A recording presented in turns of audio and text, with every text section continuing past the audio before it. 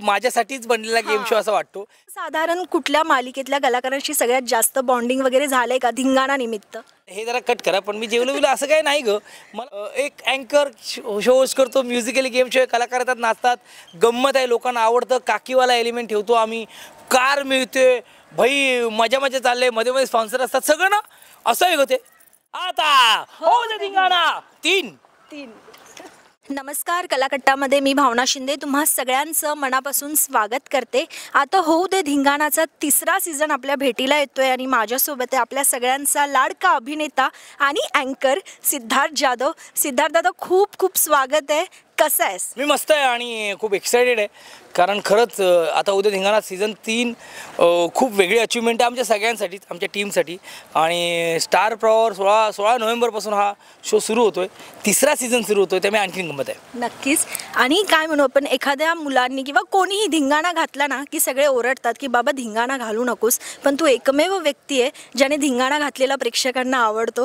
तुला स्वतःला किती आवडतो? मला लय आवडतो, म्हणजे मी खरं सांगतो, मला वाटतं तो माझ्यासाठीच बनलेला गेम शो असं वाटतो की मला तिकडे, आणि हे सगळं स्टारचं, श्री सरांचं, सुमेध, सतीश राजवाडे सरांचं क्रेडिट आहे की ते मला बागडायला देतात, तू कर बिंदास, तुला काय करायचं आहे, आम्ही आहोत। त्यामुळे इनिमेशन नाही आहेत, मी काय करतो, कसं करू, उलट मनापासून करायला अशी, म्हणजे जाऊन कर म्हटलं ना की आणखीन बागडायला मिळतं ना, तसं आहे ते। जा धिंगाणा घाल, तुम्ही घालतो धिंगाणा, असं आहे ते। नक्कीच। आणि धिंगाणा कार्यक्रम बघताना ना, साधारणतः बरेच कार्यक्रम जेव्हा बनतात तेव्हा आधी कार्यक्रम बनतो आणि मग अँकर ठरतो, पण तो धिंगाणा बघताना असं वाटतं की सिद्धार्थ जाधव आहे ना इंडस्ट्रीमध्ये, म्हणून आता होऊ दे धिंगाणा कार्यक्रम आपण करूया, त्या व्यक्तीसाठी करूया असं वाटतं। ती एनर्जी तू त्या शोमध्ये घेतोस, तू काय सांगशील? नाही, असं काही नाही आहे मुळात। धिंगाणा हा शो अगोदर प्लॅन झाला आणि मग मला अँकर म्हणून प्लेस केलं गेलं, पण एक असा म्युझिकल गेम शो करूया हे अगोदर प्लॅन झालं होतं, सतीश सरांनी ठरवलं होतं आणि मग अँकरसाठी त्यांनी मला विचारलं। सो त्यात मजा मस्ती नंतर आली, पण शो एक छान शो, काहीतरी म्युझिकल गेम शो करूया शनिवार रविवारच्या स्लॉटला, असं ठरलं आणि त्या पद्धतीने वर्क झालं। आणि मग म्हणजे मी येतो धिंगाणा घालतोच, पण स्टार प्रॉचे सगळे कलाकार येऊन धिंगाणा घालतात, ते पण वेड्यासारखे येऊन धिंगाणा घालतात भाई, म्हणजे मी दिसतो पण ते लोक म्हणजे ते स्टारचे सगळे लाडके कलाकार आहेत, मायबाप प्रेक्षकांचे लाडके कलाकार आहेत, पण ते भाई येऊन जी मजा मस्ती, बजरवरून भांडणं बिणणं, यांनी बरोबर गायलं नाही, आम्ही बरोबर गायलं, सिद्धू तू पार्शल आहे, हे सगळं करतात। त्यामुळे ते माझ्यावर तेही तेवढा धिंगाणा घालतात आणि त्यामुळे तो धिंगाणा कदाचित आणखीन जास्त लोकांपर्यंत दिसतो आणि पोचतो। नक्कीच। आणि त्या मालिका सगळ्या घराघरांमध्ये पोहोचल्या, स्टार प्रवाहाचं खूप प्रेम मिळतं त्या कलाकारांना। आता तू म्हणाल, तुझं साधारण कुठल्या मालिकेतल्या कलाकारांशी सगळ्यात जास्त बॉन्डिंग वगैरे झालंय का धिंगाणा निमित्त? मुळात ते सगळेच जेवढे कलाकार येतात सगळे मित्रमैत्रिणी आहेत, आपल्या इंडस्ट्रीत काम करणारे लोक आहेत, सगळ्यांबरोबर कनेक्ट असतो। मला उलट वाटतं की जे फीड आहे ना, फिडिंग आहे ना, कधी कधी मला माझी आई खूप द्यायची। म्हणजे तुझेच मी गीत गाते नावाचा जे कार्यक्रम होता, ज्यात अभिजित खांडकेकर, सुनील लोणारी होते, आणि मग ते आईला भेटेल की आई ते स्टार प्रवाह बघते ना, त्यामुळे ते सगळे कार्यक्रम बघायचे, मी आईकडून ते फीड घ्यायचो, हिने काय केलं ग, हिने हे केलं, मग हिने काय सिरियलमध्ये हे काय झालं, मग त्या पद्धतीने ती मला ते ट्रॅक सांगायचे आणि मग मी शोमध्ये येऊन ते ट्रॅक, अच्छा मोनिकाने असं केलं का, अच्छा, असं व्हायचं माझं। पण हे सगळेच मित्रमैत्रिणी आहेत आणि उलट मला ते खूप सपोर्ट करतात, म्हणजे जे टास्क खेळताना, ते गाणी गाताना, ते घंटाघरमध्ये गेल्यानंतर मजा करताना, त्यांचे मुवमेंट करताना, ते मला वाटतं की त्यांची पण इन्व्हॉल्वमेंट तेवढीच आहे जेवढी माझी, आणि कदाचित ते आम्ही सगळे मैत्री लेवलवर आहोत ना, म्हणून आणखीन छान होते। येस, नक्कीच। आणि मालिकांमधले कलाकार तर येतातच, पण चित्रपटांच्या प्रमोशनसाठी सुद्धा येतात, पण एक तुझी इच्छा आहे का त्या शोचा अँकर म्हणून, की असा कुठला कलाकार आहे की या मंचावर त्याने आलं पाहिजे, असं सिद्धार्थ जाधवला कोण वाटतं? नाही, उलट स्टार प्रॉवर सगळीच लोक येतात आणि त्या मंचावर मजा करून जातात।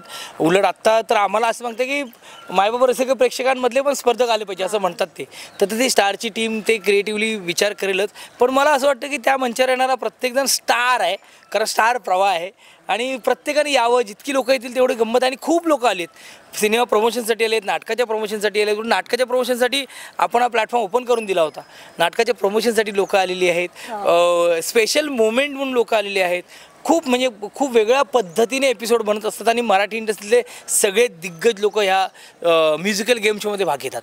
नक्कीच. आणि मला वाटतं की माझा हा शेवटचा इंटरव्ह्यू, याआधी तू 30 एक इंटरव्ह्यू दिले असशील आणि तू जेवला नाही आहेस, ही एनर्जी कुठून आणतोस आणि आज अजूनही तितक्याच एनर्जीने इंटरव्ह्यू देतोयस? नाही, हे जरा कट करा. पण मी जेवलो बिलो असं काही नाही गं. मला असं वाटतं की प्रत्येकाचा तो रिस्पेक्ट आहे, प्रत्येकाची ती वेळ आहे. आज आपण सकाळी 7 वाजल्यापासून किंवा 9 वाजल्यापासून इथे आहोत, तुम्ही सकाळी 5 वाजल्यापासून घर सोडलेलं आहे. प्रत्येकजण एक गोष्ट करण्यासाठी इथे आलेलो आहोत. आणि मला म्हणजे बरेच सर असतील, महेश सर असतील, यांनी सांगितलं की आपण कशाला आलो आहे ते महत्त्वाचं आहे. आपला पहिला मोटिव्ह काय आहे, आपण पहिली ही गोष्ट की ज्या गोष्टीसाठी मी आलो ती गोष्ट जर मी कंप्लीट करत असेल तर मी ती पूर्ण करतो. तुम्ही सगळे आलात, तुम्ही सगळे इंटरव्ह्यू करायला आलात आणि माझ्या शोसाठी आलात. माझा एक शो येतो ज्याचं 3रं पर्व येतं आहे आणि ते प्रमोट करण्यासाठी तुम्ही किंवा ते कॅच करण्यासाठी मी येत आहे. तर मला असं वाटतं की ते माझं पहिलं कर्तव्य आहे की मी पहिले तुमच्यावर ते बोलणं कंप्लीट करणं गरजेचं आहे. तर आता हा अख्खा उत्तर प्लीज काढ, कारण ते जेवढं ठेवू नको. पण मला असं वाटतं की ती एक्साइटमेंट आहे, ती एनर्जी एक्साइटमेंट आहे. कारण हे बघ ना, तू बोलता मगाशी पण एका इंटरव्ह्यूमध्ये मला कळलं की पहिला सीझन होणं, 2रा सीझन होणं, 3रा सीझन होणं ही खूप मोठी गोष्ट असते. कारण एक अँकर शो होस्ट करतो, म्युझिकली गेम शो आहे, कलाकार येतात, नाचतात, गंमत आहे, लोकांना आवडतं, काकीवाला एलिमेंट ठेवतो आम्ही, कार मिळते भाई, मजा चालले, मध्ये स्पॉन्सर असतात, सगळं ना असं आहे गं ते. तर तो शो, त्या शोचा जर 3रा पार्ट येत असेल आणि मी त्या शोचा भाग असेल तर मला उलट ती एक्साइटमेंट खूप जिवंत ठेवते. आणि तीच एनर्जी आहे माझ्यात अजूनही की असे किती होते माहीत तर माझाच. आणि मी पहिला एपिसोड केला आहे, शूट पहिला एपिसोड झाला आहे आणि तो पहिला एपिसोड आल्यानंतर तुम्हाला कळेल की ह्यात किती गंमत आहे, किती गोष्टी आहेत ज्या नव्याने तुम्हाला पाहायला मिळणार आहेत. येस, त्यासाठी आम्ही एक्सायटेड आहोत. आणि आज म्हणजे आपण जागा ठरवली आहे ती सगुणा बाग, स्पेशली आजच्या या कार्यक्रमासाठी. खूप निसर्गरम्य वातावरण आहे इथे. किती जवळ आहेस तू निसर्गाच्या, किती कनेक्ट करतोस? नाही अरे, ॲक्टर म्हणून अशा गोष्टी अशा ठिकाणी जायला मिळतच. आणि आपले सगळे मराठी कलाकार सगळेच फॉर्च्युनेट आहेत. शूटिंगच्या वेळेला म्हणजे काच पठारावर गेलीस तू, म्हणजे आम्ही प्रियतमाचं गाणं केलं होतं, पावसात, धुक्यात, बहारदार.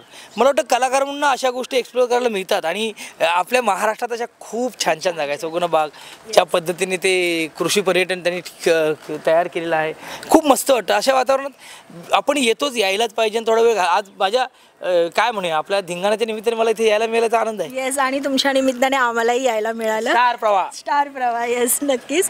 तर थँक्यू सो मच दादा, खूप खूप शुभेच्छा. खूप पर्व येऊ देत आणि या पर्वाच्या सक्सेस पार्टीला आपण भेटूया. येस, आणि तुम्ही पहा 16 नोव्हेंबरपासून स्टार प्रवाहावर आता हो धिंगाणा 3.